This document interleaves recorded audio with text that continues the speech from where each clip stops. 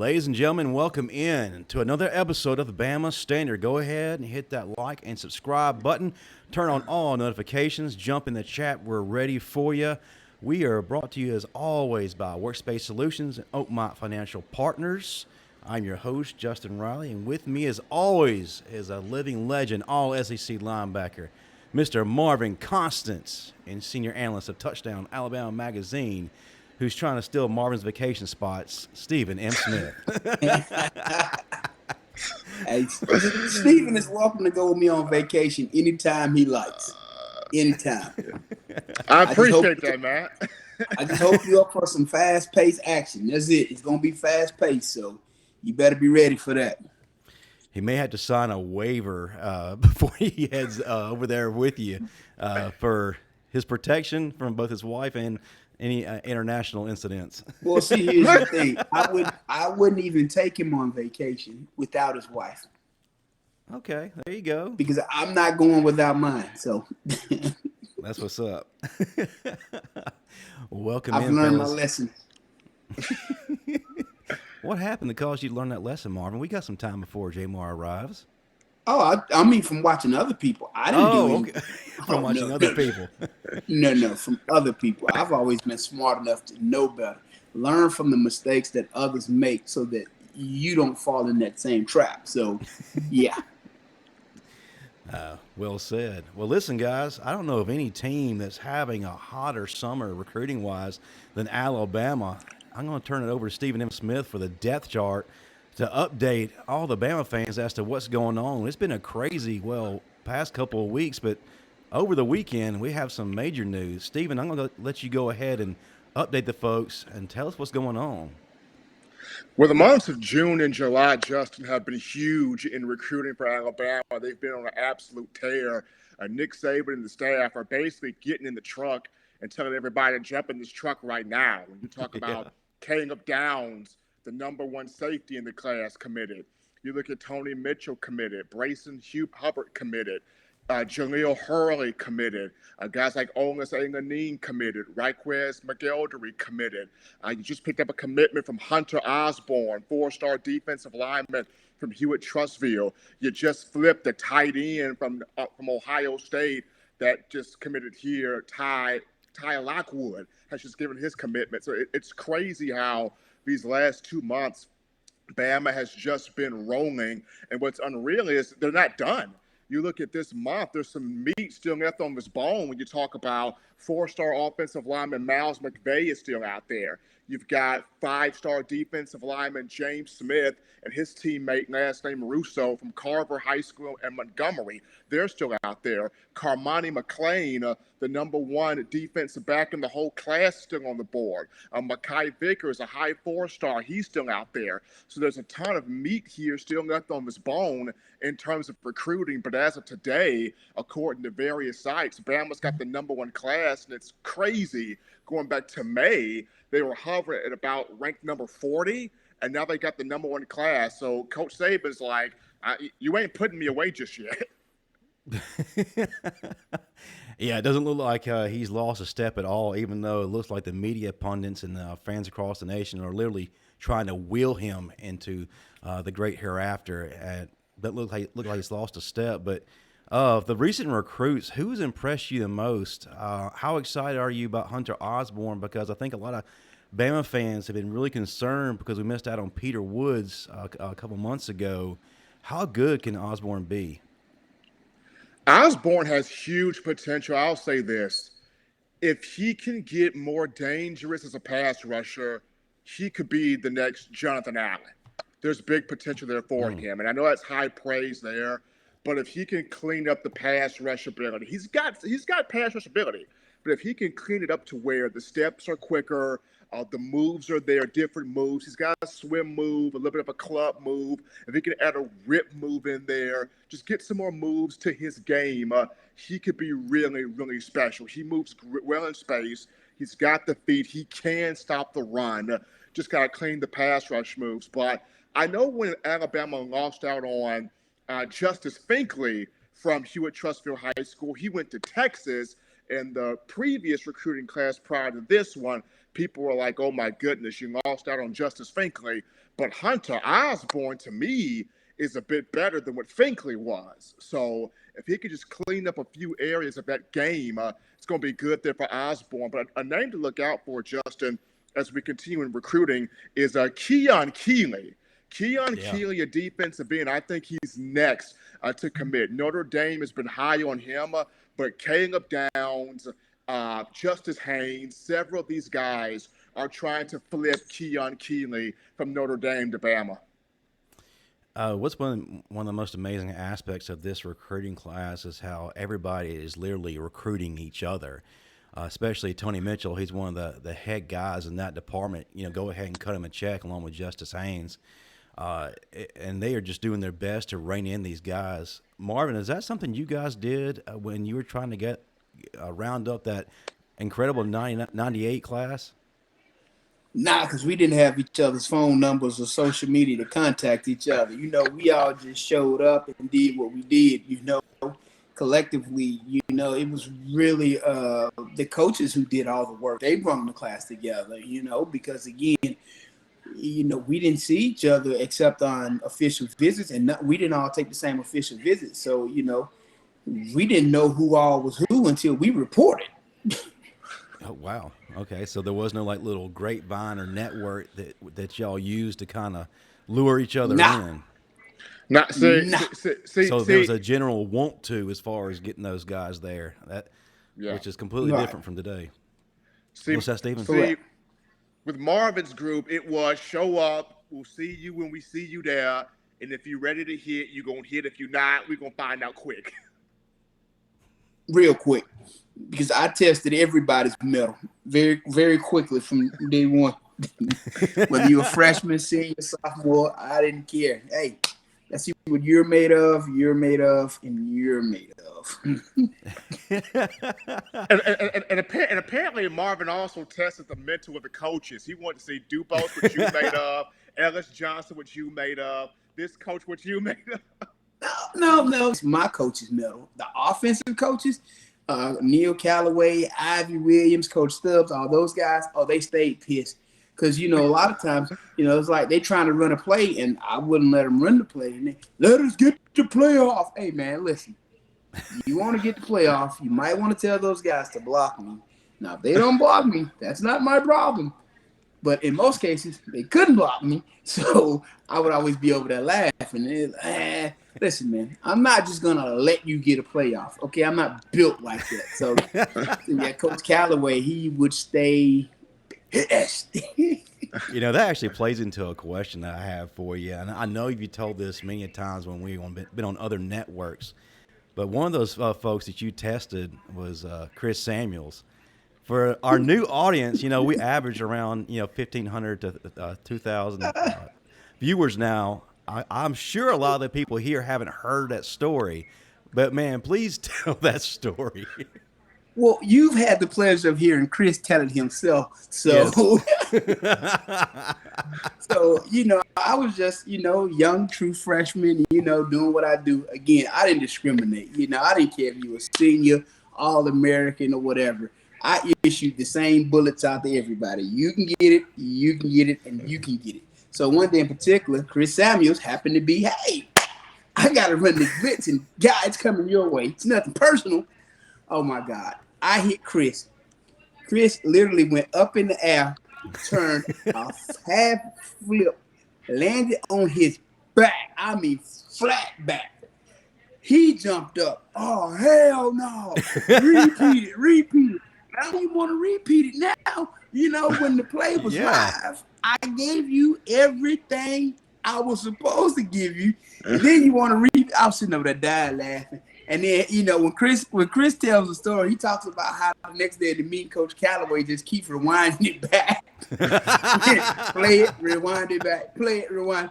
Like, really? Like, this is you, number 3 overall pick, soon to be All-American, All-World? And he just kept rewinding it back. He was so embarrassed in the meeting, like, man. But I didn't discriminate, man. And, you'd hear Dubose, stay off of Sean. Hey, man, you want me to stay off Sean's ass, you better get him out of here.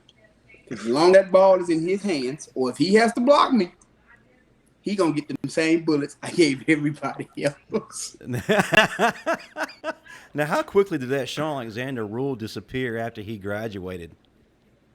Because I don't think What do you mean that after? rule was. What do you mean after? Well, I'll tell you, man. The spring my freshman year, it got so bad. Dubose just like Sean just don't practice, and he held Sean out of practice because he wanted to keep Sean healthy, and he knew. Right. I wouldn't. You put him out there, his ass gonna get the same thing everybody else getting. I didn't care. So, it got to the point where he didn't even really practice that spring of 99 because between myself and Cornelius Griffin, we weren't given no shortcuts. So, hey, you got the ball. Hey, homeboy, you're going to get the same everybody else would get. The reason I bring that up is because I was actually at spring practice in 2000 after Sean left. And Ivy Williams was sitting there cussing every running back out and saying he didn't want another GD Sean Alexander. I mean, he was letting Brandon Myree and Ahmad and Santonio have it. Yeah, because Sean, he would slide, take the knee, because he knew we wasn't playing with him. Like, hey, listen, homeboy, we didn't care. Listen, man, we here to do a job. I don't care if you're Sean Alexander. I don't care if you're Barry Sanders, Emmitt Smith. You got that ball, you were going to feel the wrath of me. There was no discriminating. That's what's up. But speaking of controversial topics, as we wait Jamar to come in, Marvin, we hadn't done your constant chaos in quite some time. What are your thoughts on the differential treatment between Calvin Ridley and now Deshaun Watson? Ridley was suspended for an entire year just for making a couple of side bets, whereas Deshaun Watson, his crimes were a little bit worse, and that's putting it lightly. And he's only going to be missing 4 to 6 games. So, what are your thoughts on that? I don't know what Deshaun did. I was not there. I cannot speak to his guilt or his innocence. I don't know what Calvin did. I was not there. I cannot speak to his guilt or his innocence. I ain't touching this, Justin. You're not going to drag me in this hole. Oh, I ain't talking about causing controversy. I'm just saying that if I feel like, based on what they're assuming either one of them did. Okay. Now, under the assumption that both are truly guilty of the acts which they are accused of, I think those punishments probably need to be reversed. They should probably swap punishments. I get it. The betting on games, you want to preserve the integrity of the game in the sense that you don't want fans assuming that players are betting on games and that games are being rigged, that they're being fixed. This whole Pete Rose thing. You don't Right. want that problem in the NFL. So, I get it. You want to preserve the integrity of the game, but at the same time, if Deshaun Watson truly is guilty of what he's accused of, if he is, then there should definitely be a harsher punishment for that. Because at the end of the day, if that's the type of massages he wants, he should take a flight, go to Thailand. He can go to Colombia, Cartagena. There's plenty of places that will accommodate whatever freakiness he's into, and he's got the money to go. Okay? Now, are those some of the vacation destinations you've been to? Hey, man, don't worry. We're not talking about where I've been and what I've done, okay? We're talking about the show, okay? I can tell you there are plenty of places that will accommodate the freakiness that he's into, okay? You just got to take a flight.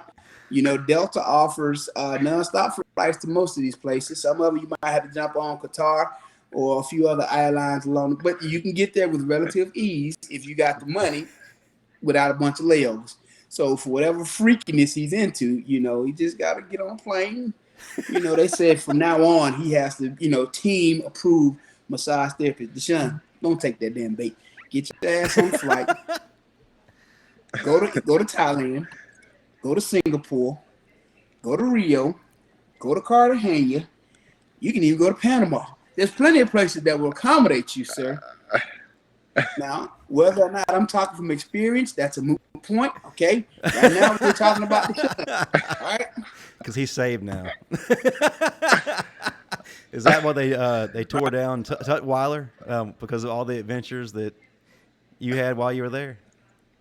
Nope, I didn't have any Oh adventures in man. Tutwiler. So, No, okay, gotcha. I never went into Tutwiler when I was in under. I But I've gotcha. taken a lot of flights to a lot of countries, and again, son, take my advice. If you need somebody to tell you more about these places, you can shoot me a DM. I got some contacts in these places that I'd be happy to hook you up with. They get you everything you need when you get there. And again, nobody's gonna tell on you. You won't have to worry about no lawsuits, no nothing. Okay? You know, Marvin, you you give got an them $20, established $30, you done paid them for the month. Okay? Marvin, do you have an establishment down there like P Valley? Is that what you're saying? I know a few places. You know a few places, you know a guy. Uh, I know a but few man, even places, and I'm just gonna leave it. but as crazy, guys, as the conversation of Calvin and Deshaun, we have a thought here from Crimson Forever about Rolando McClain, and Yes. just the continuation of such a great talent at Alabama during his time in Tuscaloosa, but Time out. life at What has he done now? more He was caught weed, with weapons tobacco, and weed in his car. again. When? Monday. Yesterday. Sunday, Oh, Sunday, yeah. Where at? Where? Moulton, Alabama. All right, Rolando McClain, my younger brother / linebacker. I got some places you can go if you want to carry weed and guns too. He's got more places, guys. Right. I got some people where you can go and you can go do this, and nobody's gonna bother you, sir. Just shoot me a DM. I hook you up with my people. You know, hey, I got people now. I'm telling you. Hold on. Is Marvin in the Troublemakers Protection Program? Is that what this is? I'm not in the Troublemakers Protection Program, but at the same time, enough to enjoy a lot of adventures in life, man. I kid you not. So, you know, I go on this one adventure, man, and me and my guy, we go to meet some of my other guys. We get there kind of late, right? So it's pitch black. All we know is we get off at the airport. The driver picks us up. We drive for about 45 minutes, and then we turn onto this dirt road. We're on this dirt road for about 15 minutes. We get to the first gate, like the cattle gate. It's got a lock on it. They unlock the gate. They let us in. We drive another 5 to 10 minutes, and it's another cattle gate with a lock on it. And I'm thinking to myself, man, where the hell are we at? I think I've seen that movie. We're in Mexico, right? So I'm not going to tell you where, but we're in Mexico, right? So we get out the car. We go in the house. It's pitch black. We can't see anything. We go in the house. And the guy, once we get in the house, we're talking, we're having drinks. And the guy says, "Did you see the tigers?" And we're like, "Tigers? What damn tigers?" Tigers. They take us back outside with flashlights. Right where the driver dropped us off at, it's this huge cage with a Bengal tiger in it and a white tiger. If you follow me on Instagram, you actually see the video when we go out there, and you can feel the ground shaking when these tigers are walking. He also had a bear out there. He had he had all kind of wild animals. So, you know, the next day, you know, the sun comes up and we realize the extent of where we are. And the thought that's going through my mind is, we're at a drug cartel plantation. like I'm praying to God that I survived at this point, right? I'm like, because, you know, we're like one of the few people that speak English, you know. We're in the middle of nowhere. They got all these. Wait a minute. And the Wait a minute. Is this the Bama Standard or is this Goodfellas? What is this? It sounds like that and The Hangover. No, and the house we stay in this guy's house too now. The house has like 20-some bedrooms in it. So if you follow me on Instagram, you'll see the picture of me standing beside this liger that he killed. That's probably 4 times. I mean, it's on my IG now. And you'll see the videos from these tigers and all these animals. And I was like, oh my God. Needless to say, I survived. I made it home. I cussed my homeboy out when we got out of there. I said, man, how did you have me at a drug cartel plantation in Mexico and you don't tell me this? I'm like, this is some need to know information. You don't just take someone to a kingpin drug cartel boss's house and not tell him where they're going. And if you think of playing, you can go on my IG. You will see the videos of them Tigers, the Bears. You'll see me standing beside that light. You'll see it all on my. I kid you not. I was like, you got to be kidding me, man. Yeah, I was just happy to get out there, man. Sound like you're about to be on a next episode of 2020 or Dateline or something like that. Well, 24 hours if Rolando, man. What the world? If Rolando wants to go with drugs and guns, I got a place for him to go. Because, me and the boss, we actually got kind of tight. I got his info. We actually talk from time to time. I know, that's weird, right? So who knows a cartel boss and actually communicates with them? Only you. So Marvin. He'll be our next Marvin, guest. So what you're saying, Marvin, is when that next shipment of Colombiana cocaine coming in? No, my friend. Nah, I just know when I want to go on a great adventure. He said, hey, whenever you want to come back, you need something to do. And he actually knows other people in Mexico and in South America. So he's hooked me up with some other people when I'm on my adventures, because like one time I was off in the Panamanian jungle. That's a whole nother story. Oh my God. Yeah. And all this is on my IG. People think I'm telling the story. If you follow me on Instagram, and you'll now see all TDA this because crap. we're live. Lord, man. Hey, man, Real I just quick. been having fun, man. Come on. You living your best life. Yeah. Oh, yeah. Real quick, shout out to Randy Harris and Jamie Wilhelm for the 2 super chats. Thank you, guys. We appreciate that. That's going to fund Marvin's next cartel expedition. Hey, man, I'm not taking another cartel expedition, okay? But like when I went to Cabo and I needed to rent a boat, he knew who to call for me. When I wanted to go forward with him, he knew who to call for me. You know what I'm saying? So it's cool to know people that know people.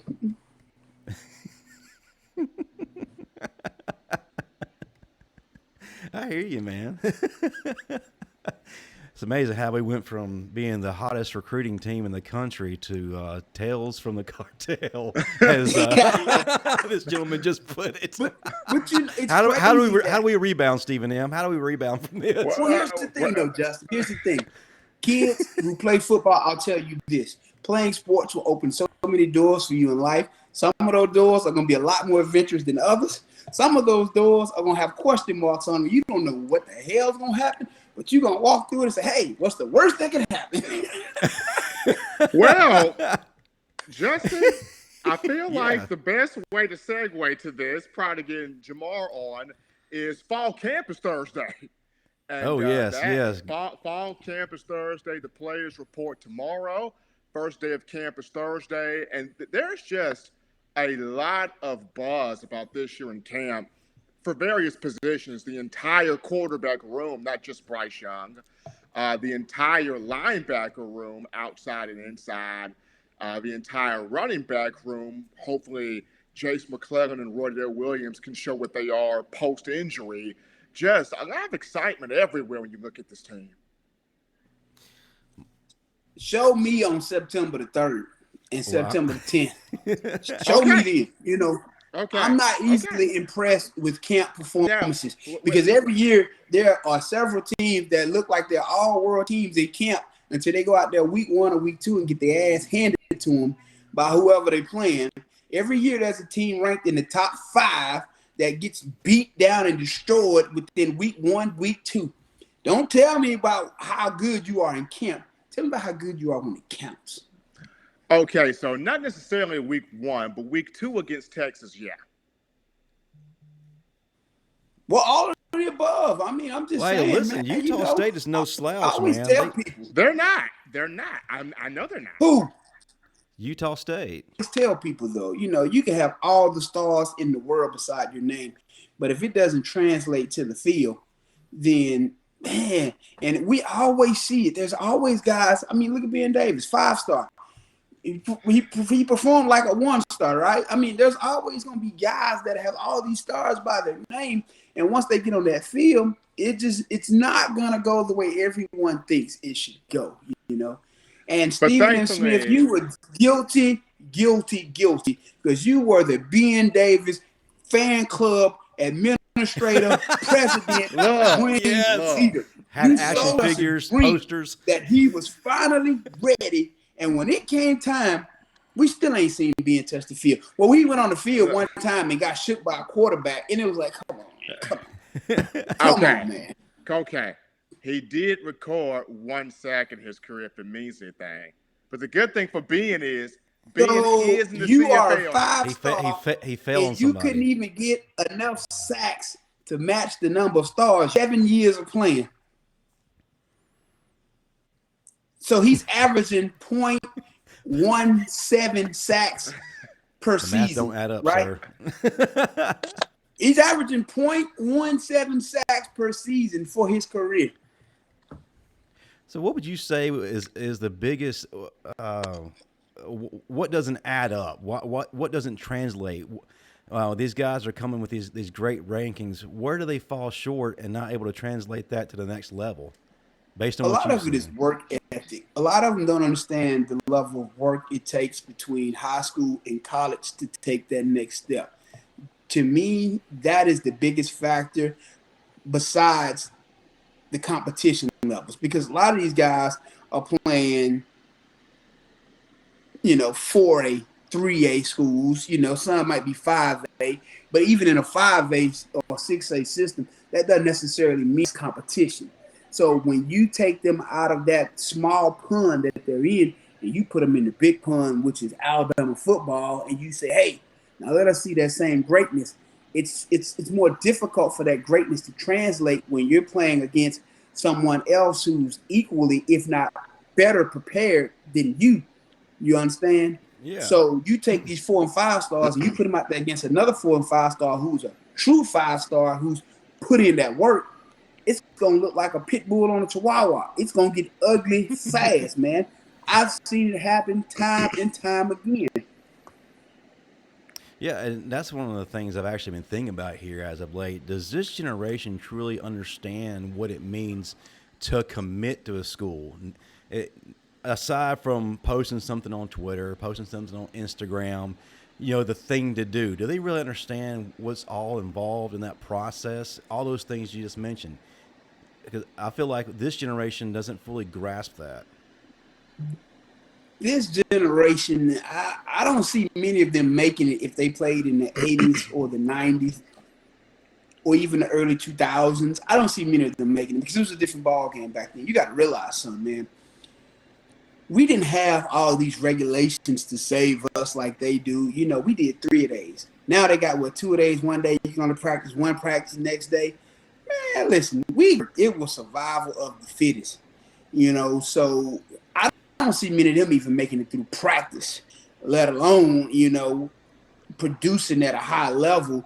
I'm not saying all of them, but I'm just saying it was a different work ethic when we came out. Because, again, we didn't have the NCAA protecting us with all these rules and regulations. It was get it how you live when we came out, So, and again, if you're not going to prepare physically and mentally to play at Alabama, you will never succeed.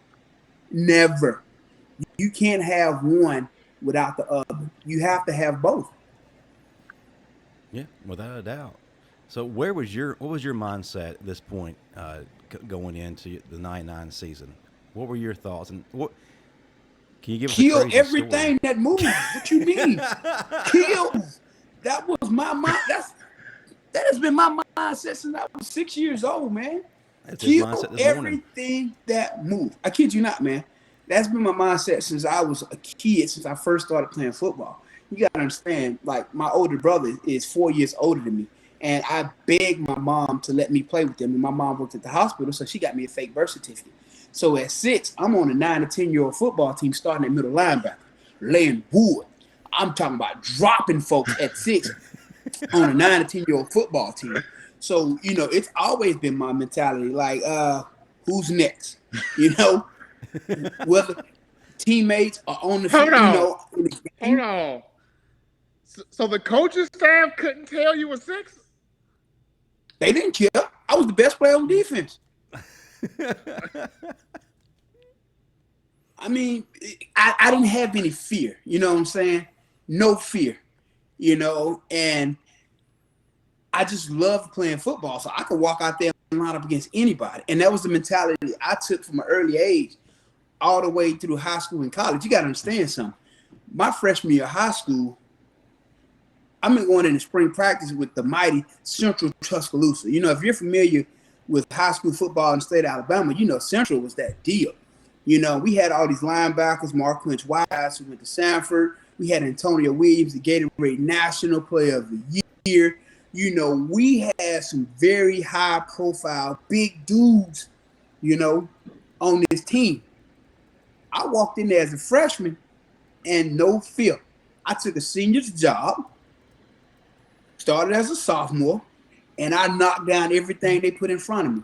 Them same dudes who were considered to be the best linebackers in the country, I gave their ass that work every day as a sophomore in high school. Mm-hmm. Never backed down, never flinched, never ran from the challenge. So for me, that, hey, you got to be prepared. But I also prepared myself because in the 9th grade, I was benching 325, squatting 500 pounds. So, that's a helpful tool to have in your pocket, So because I prepared myself starting in the 7th and 8th grade so that by the time I got to the 9th grade, I was, ready to go kill everything that lined up in front of me.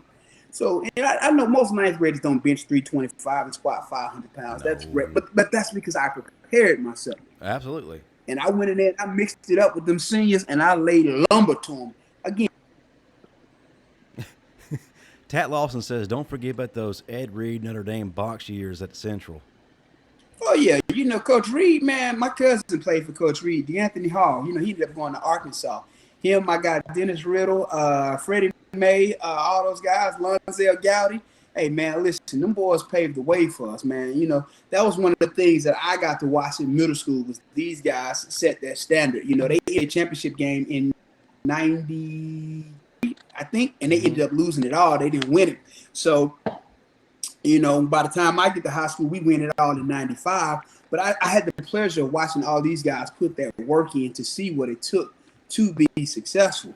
So by the time I got there, and again, ouch, man, whatever you want to give me, I'm taking it. Let's go. Jimmy Wilhelm's question is, are you guys more concerned about the defensive line or offensive line, and why? Defensive line, because here's why. I agree. Defense wins championships. Mm-hmm. Georgia showed you that this past year. Alabama has showed you that year in and year out for the past decade, okay? If you can't stop someone, doesn't matter how many points you score on offense. The days of having Lane Kiffin and Steve Sarkisian on our sideline, that's gone. So we aren't scoring points like that anymore. So what do we need to do to stay in games now? Stop people. And for this, you can't get pressure and you can't maintain the line of scrimmage. We're screwed. And that was a problem we had all of last season.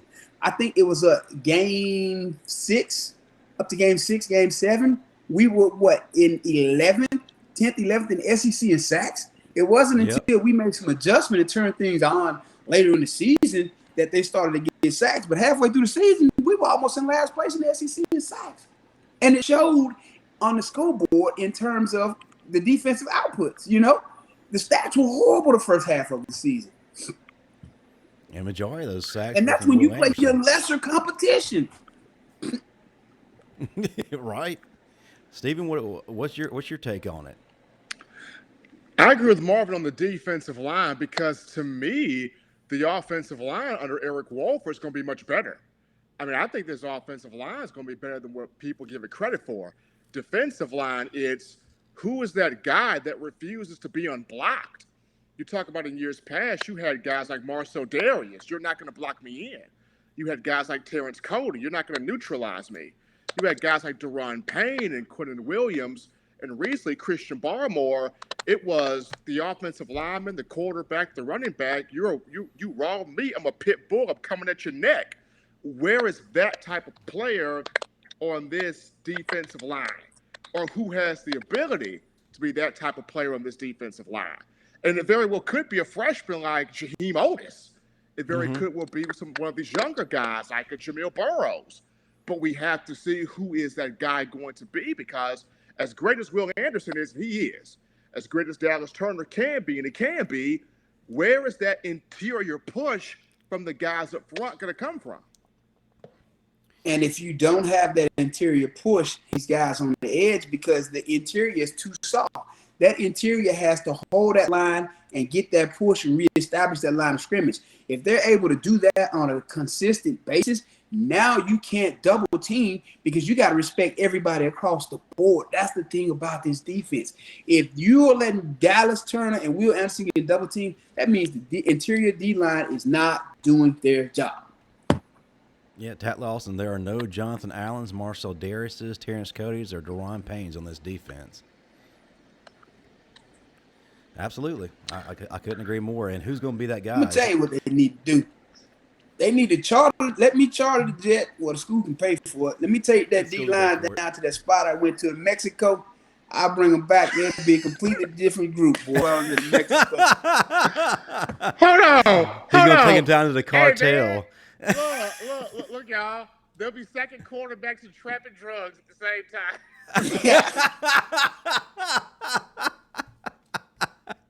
Nah, hey, but you know, they'll realize how hard life really is, and they'll come back a lot hungrier. I can tell you that. Yeah. I don't think that happened in the Junction Boys, so this is a completely different experience. I think down there where people working making $5 a day. Come on, let me show you these field hands making $5 a day. I here picking these coca leaves. Oh, never mind. Hey. Wait, what? Never mind. but hey, before Marvin got into that point, I was just gonna continue to echo his point about you gotta have that interior push up front. Like, you gotta collapse the pocket. And that's something that Saban harps on a lot. You gotta collapse the pocket. That quarterback should not be allowed to step up in the pocket to climb the ladder and have a clean place to throw a football. Every time that ball is snapped, that quarterback should feel his air leave his body. Prime example, Texas A&M, 2 true freshman offensive linemen. They whooped us up front. Come on, man. Whooped us. With 2 true freshmen. If that don't challenge you as a man, I don't know what does. I mean, how do you let a 17, 8-year-olds come in there and just push you around as if you don't even matter? And these are guys these are veterans. It's pride, man. It's a thing of pride. Either you have pride to do your job or you don't. And to me, it's like a lack of pride, because you can't say it's a lack of talent when, again, Stephen here is harping on Alabama having #1 recruiting class again, which it seems like they've had every year for the last 12 years. So you got players. So what's the problem? You shouldn't say the #1 recruiting class every year for the last 12, 13 years. That's right. You are not reloading. So it's a pride issue. It's pride. Got a question from Emma F.R. Jones, and I want to answer this, but I'm going to let you two answer it first. Who is going to be our toughest game in the SEC West this year? I'll let you start with that, Stephen. Toughest game in the SEC West. I'm gonna go A&M, but I'm gonna throw a curveball. Arkansas. To go to Fayetteville and have to play Sam Pittman, who's changed that culture. They won 9 games last year. KJ Jefferson's a dual threat quarterback freak. They got the transfer from Oklahoma at wide receiver. That defense has bumper pullback. They pulled portal. The A&M game is going to be the one that everybody talks about, but I would look at Arkansas going to Fayetteville. That's going to be an intriguing ball game in the West. What you got? Look at it like this. Last year I was traveling when we played, and weren't we losing at some point in that game? Or they were close to it? They were always like right on our tail. We never could quite That was a close away. game because I think I was on my way to Cabo or something. I can't remember. But I know I couldn't watch the game. But when I got to my destination, I was in another country, and I couldn't get to what I needed to get to because everything was coming up on my phone in their language. So it was very frustrating, man. So I had to text somebody to get them to text me, the box score just to see what happened.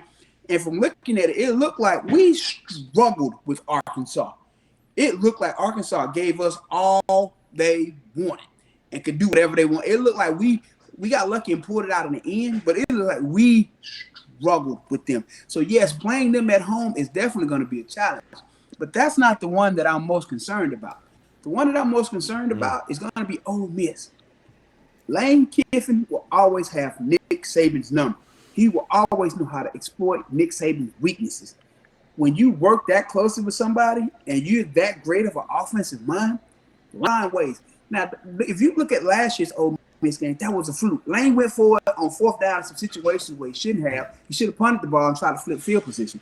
But because he was going for the get your popcorn ready, he cost his team that game. But I don't think Lane will be that reckless this year when he plays Alabama. And if you look at the previous two times when Alabama played Ole Miss under Lane Kiffin, it was some close ones now. Yeah. So again, Ole Miss is going to probably be that toughest game in the West. Before I give my answer. And that game returns to Oxford, which the last time you were in Oxford, the final score was 63-48. And before I give my answer. And the thing that Lane Kiffin does well, Lane knows how to use motion and adjustments to read the defense and create the matchups that he wants based upon what he sees when they motion and they adjust. If you ever pay attention to Lane when he's calling the game, when that man, the H-back, tight end, slot, whoever he motions, if he sees what he wants, soon as the ball is snapped, you'll see him do this. Lane is a master at reading those defenses, and usually it's a loaded call. If that man goes in motion and that corner or linebacker goes with him, and Lane knows he has man, oh, you better believe it's going to be some kind of pick route backside with a go attached to it, and he's finna go deep on you. Yeah, absolutely. Before I give my answer, shout out to William Morris, Big Bill, Super Chat, $5. Thank you, brother. We greatly appreciate you. Always a big help. But Marvin, you stole my answer, and rather than echoing everything you just said, one of my biggest things is I'm looking at our schedule. We go through the gauntlet, Tennessee, at Tennessee, Arkansas, A&M, Texas, all those guys, and then we're on the road to Ole Miss, one of the most dangerous places to play. I gotta say this. Don't y'all think it's interesting how normally Alabama plays Ole Miss in September? They got Ole Miss in November now. This. But it's not always been in. It's not always been in September. Alabama actually traditionally played Ole Miss in October. Right. So it's kind of an eerie place in the schedule, and I don't like it. So if we don't come in there with our A game, it's going to be a long day for Alabama. And it's true. Ole Miss always plays Alabama, their best game. While we're talking about that, and I'm telling you, Mr. Lane Kiffin is the motion and adjustments, mostly motion, to see what that defense is in to exploit it. What's going on, Bo?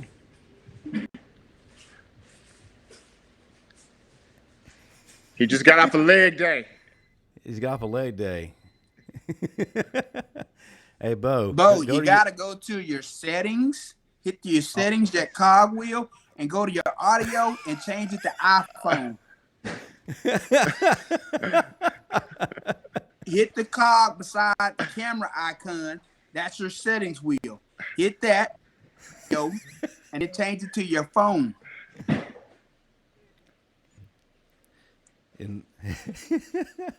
Send us some smoke signals. We can't hear you. Send a pigeon, a raven. A raven. Raven's flock.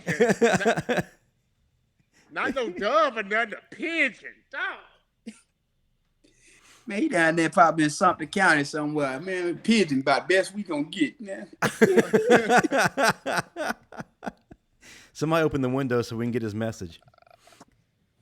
Right. From his carrier pigeon. Can you hear me now? Oh, there we go. Okay. He hit the Been wheel. on, man. This regular ass thing, man. Your pigeon finally arrived, huh?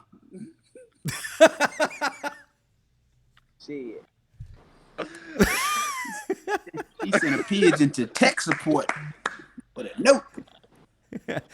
What it is, I think that the USFL money ran out, and his minutes did too. Don't do that. Don't do that, Justin. Don't do that. See? Hey, we're just glad to have you here, Bo. A smart comment, Justin. But, We just miss you, brother. But Bo, if I can get your input on this, I was just talking about how Lane Kiffin is the master at using motion to understand what that defense is in so that he can exploit it to his fullest. And I know you have a lot more input on this than most. Right. I agree. Yeah. I like Justin said, man, playing them in late November when we usually play them in the third game, giving Lane enough time to, adjust and see, it's kind of scary playing them in November. It's just like, playing in November as well. And they have a Alabama game is always so close. Have time enough to pick each other apart. And Lane Kiffin, motion and see what type of defense you in. They cover 7, cover 6, or cover to see what they playing. It's gonna be a shootout down in outside, I would say, especially because. Well, I can say this, though. November for Ole Miss should be tough if they stick into that traditional schedule and they have LSU in November as well as Mississippi State in November. And they got Alabama in November. That's going to be a tough stretch in November for them. So depending upon what that game will fall within their schedule, it might work to our advantage because I know their schedule is usually pretty top-heavy with those teams in November. Well, I mean, LSU is going to be before Ole Miss. It's going to be LSU and then Ole Miss. Because LSU is the 5th, and then Ole Miss, I think, is the 12th. Right, but I'm talking about on Ole Miss side. Okay. I see what you're saying. Okay. Yeah, because they usually have LSU in November as well, and they usually have Mississippi State in November as well, too. So that's why I say it's going to be a tough stretch for them in November, depending upon how those games fall. They also have Auburn in November. Right. So they're going to have a pretty crappy November. It all comes down to also how well does their quarterback position pan out? Is it going to be Luke Altmaier or is it going to be Jackson Dart? What is their development going to look like? Is Zach Evans going to go off like many people think that he's going to? Because he was like the top running back a couple classes ago. So what would that look like? And tight end Trigg, that's another guy. I mean, there's a lot of questions going into that game. But of course, several games will be played between September and November. Very true. I think the one good thing, that Ole Miss could have in the back pocket, and this is something that Lane's not known for, the Rebels do return quality pieces on defense, including A.J. Finley, who led the team last year with 3 picks. Yeah, absolutely. So it's going to be one to circle. Real quick, Marvin, who on that defense needs to prove it to you the most this year? Everybody. A couple, besides everybody. Everybody aside from Will Anderson. All 11. And Dallas Turner. What you mean? Well, minus Will and Dallas, everybody else. The person who has the most to prove, you ask me? All right, yeah, the most approved. Number 10. Henry T. Number 10. Stop making tackles 7 yards down the field. Make them within 2 yards of the ball or in the backfield. You know, there's this thing called TFLs, toe. It's called tackle for loss. If you don't know what those are, as a middle linebacker, you should kind of specialize in TFLs. Okay, that's your job. TFL, sir. Get some TFLs, Henry. And some people argue what the problem there was that he had a tough time transitioning to a new system. I can understand if it's a young guy. Horse crap. Listen, Jeremy Pruitt's system was very similar to Nick Saban's system at Alabama. So, you know, when he first came in, everybody was saying how smooth his transition should be, considering he's coming from Tennessee, where Jeremy ran the defense similar to Nick's. Was that not what everybody was saying when he first came in? He should be a plug-and-play type of player. The problem is you can't make tackles 7 yards down the field. You got to let your nuts drop and get some TFLs, get some contact, put your head in there as a middle linebacker, and be physical, okay? If you're not going to be physical, then they have this thing called outside linebacker. You have 2 of those spots. You might want to go try out for one of those. It takes a different character to play middle linebacker because, again, you got to get TFLs, okay? And in order to get TFLs, that means you have to be physical. I mean, you got to beat some guards as the tackles up to get past them, you know? If you ain't prepared to whoop some ass up front, you're never going to get a TFL. You'll have 89 tackles, and all of them will be 7 yards downfield. Big Bill says the problem was in the middle. If we had 2 big guys up front in the middle, he would have been an All-American. Not true. I played behind Kenny Smith at times, who did whatever the hell Kenny wanted to do. Kenny all the way out here. I gotta go figure out life. So I gotta whoop Kenny, man. I gotta whoop my man, and I still make a TFL. You know, but at the end of the day, the big guys up front, they do play a role in that middle linebacker's performance. But to a certain extent, there's a level of ownership that middle linebacker has to take. You got to be able to have hands on that guard and that tackle. I mean, you got to be prepared for that every play. If you're not prepared to hat hands and you let that guard get up on you, that tackle get up on you, and they push you back 4 or 5 yards before you get off them and actually make a tackle, then every tackle you make is going to be 5 yards downfield. And what does every offensive coordinator want? They want 2nd and 5, 2nd and 4. You know what I'm talking about? They want to shorten the field. You know, that's what they want to do. Because now if it's 2nd and 4, 2nd and 5, they open their playbooks up to pretty much anything they want to do because they still got 3rd down to put it in a situation where it's 3rd and short. So he has to do a better job of getting off guards and tackles. If he does that, he'll be better off. But you can't let them just keep getting up on you and then, you know, you doing all this, but you ain't – come on, hat and hands, man. Hey, that's why you do all – hat and hands. Use them. That's why you got 2 of them. They made for something other than eating eggs and bacon in the morning. And Burt Cafeteria. Stephen M. Smith, Right. SPH Huntsville brings up a point here. DJ Dale got stuck getting moved off the line. He isn't quick as Quinnen, so he got to be stronger at point of attack.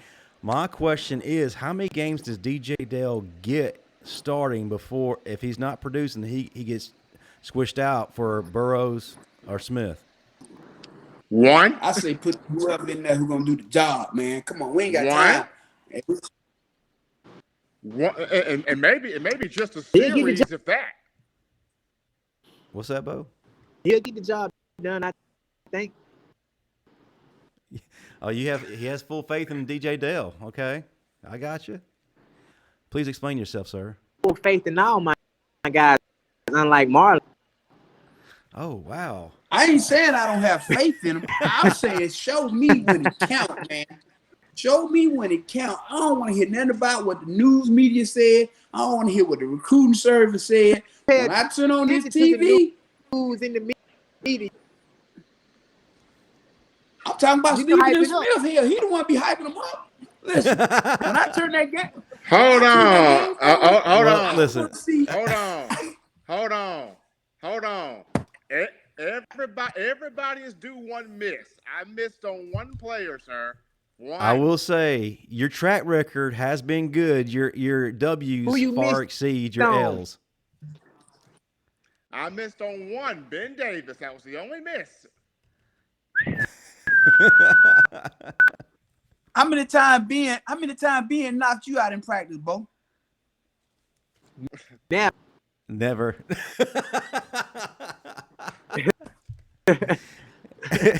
And Big Bill has a point. Please make sure and come back and praise Toto this year when he kicks ass. I'm not against Toto. I'm I just wholeheartedly will. If he does the job he's supposed to do, I will be his number one fan, his number one cheerleader, because I've done nothing but celebrate all the guys before him, the Dante Hightowers, the Mosleys, the Reuben Fosters, the Reggie Raglins. I have celebrated them all. But the bottom line is, when I watch middle linebackers play, I watch with that same vision that I watched with when I played. And it's like I'm analyzing that game. And I knew like hell, if I was making every tackle 5, 6, 7 yards down the field, Coach Risey was going to have me on that pine. It wouldn't have been no, you're going to keep going out here. And listen, I'm not against Henry T. Listen, I want the guy that we saw at Tennessee. I want that guy back. You know, I want that intensity. I want the field general. I want a Marvin Constant type mentality like he showed when he was at Tennessee. I don't understand what the drop-off was. Maybe this year it's finally all going to click and we're going to be eating our words. That's what I want, Bill.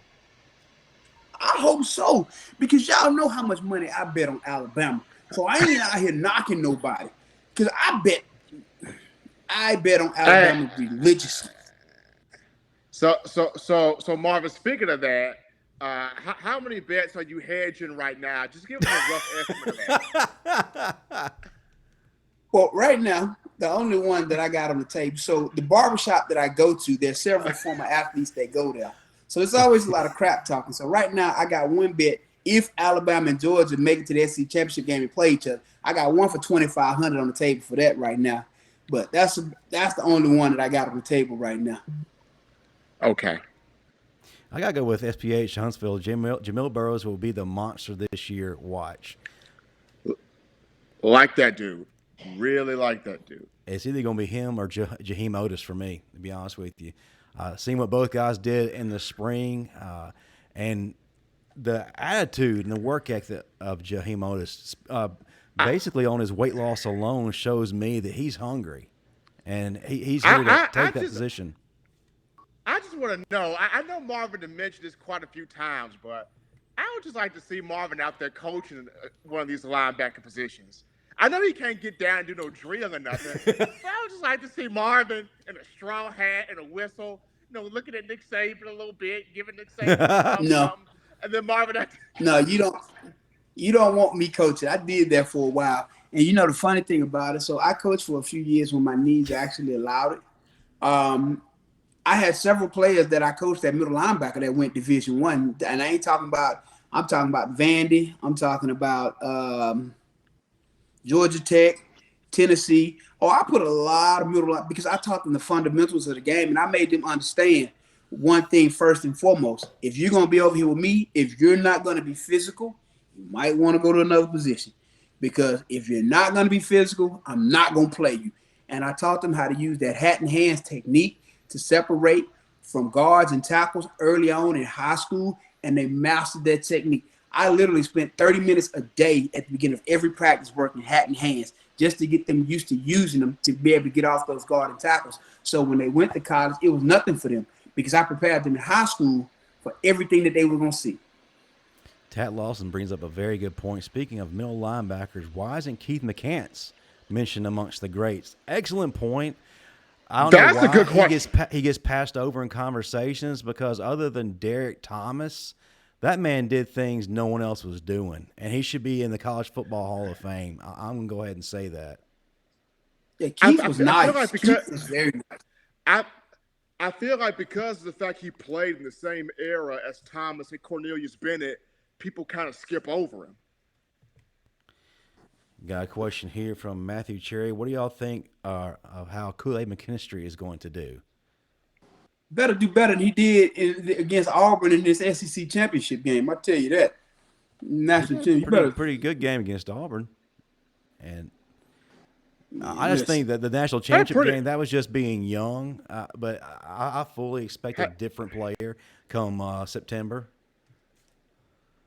I'll say this. Body is better. What I want to see from Kool-Aid is the speed there, because you got to run with these receivers. I mean, you got to run with them. You got to hedge them off. So is Kool-Aid speed there? The strength is there, but it's the speed there. And the thing that he needs to understand, college football, the difference between college football and high school, when you get all this motion, all this rah-rah, you got to trust your eyes. Don't fall for the okie doke. And you got to understand, every receiver that you're going to cover is probably going to be fast. So if you don't trust your eyes and your reads from what you studied, you take one false look, you look back at that quarterback, it's over. It's over. So, you got to trust what you've been coached to do and apply it. RMF Tide, he in regards to Henry T, he looked real good at Tennessee because he was getting them McDonald's bags. He's getting them Happy Meals. Baby. Marvin was getting those Jack's bags. Man, I told you back then it was called shh money. It wasn't That's right. That's it. SBH Huntsville. Kyrie Jackson played better in the Cincinnati game. And that's another guy I think is going to have a breakout season. Now. He came in a crazy situation, was raw. And now that he has some experience under his belt, I think this kid's about to go off. I'm going to say this. In the national championship game, Kyrie Jackson was in perfect position twice. And just, unfortunately, the balls from Stetson Bennett were just placed better. But Kyrie Jackson was in position twice. And when they got a part of last season, Jackson started to come on. Like he started to play 6'3". That's a long corner at 6'3". Bama's never had no 6'3" corner. So I really like Kyrie Jackson. Well, guys, we're getting towards the end of our show. We've actually gone over. So before we go out, 6'3" corner. What's that? Drake Kirkpatrick. Yeah, Drake Kirkpatrick. Absolutely. Now was he 6'3" ball? Now was Dre 6'3" ball? Was Dre 6'2" and like one half? He's on his tiptoes. Almost man. 6'4" to be for Dre two a big now. boy now. We got some differing opinions here. SPH Huntsville says Dre was 6'2". Yeah, he was a Dre big was boy for a corner though. Me. Way taller than me. You know what? You know what? His son is on Twitter. Let me go message Dre Jr. See how tall Dre is. Well, before I start to close up shop, Marvin, what is going on with 40 Plus Strong? What's up next for you? And what cartel do we need to know about Mexico? Hey, man. I can't tell you all my secrets of who I be hanging out with in Mexico, man. You know what I'm saying? But I promise you this: if you go to my Instagram, Constant45, and scroll back, you will see those tigers that I'm talking about in that cage when we pulled up. And I was like, "Whoa, where are we?" It was crazy experience. Hey, that was one of the best times of my life, though. Man, you go out of town. You say what? He's talking about how you go out of in the town. globe all the time. Oh yeah, man. You got to stay gone, man. Listen, I got one go round. When it's over, it's over. So I plan on seeing every inch of this earth before I get out of here. So how do they find your Instagram to see these tigers, or do they just need to go see the movie The Hangover? Because that essentially mirrors each other. Constant45. That's it. I'm on IG. You'll find it there. And you scroll down and you'll see them tigers, man, at that bow. Man, I couldn't believe it, man. Driver parked right beside them, and we had no clue. And the tigers never said a word. They never said anything. I'm like, man, we could have been tiger food. Anybody gonna tell us nothing? They gangster like that. They don't gotta say They nothing. gangster like that. They Steven, ain't make no noise. speaking of gangster, man, what you got going on for In My Own Words tomorrow night, and how do folks find you on social media?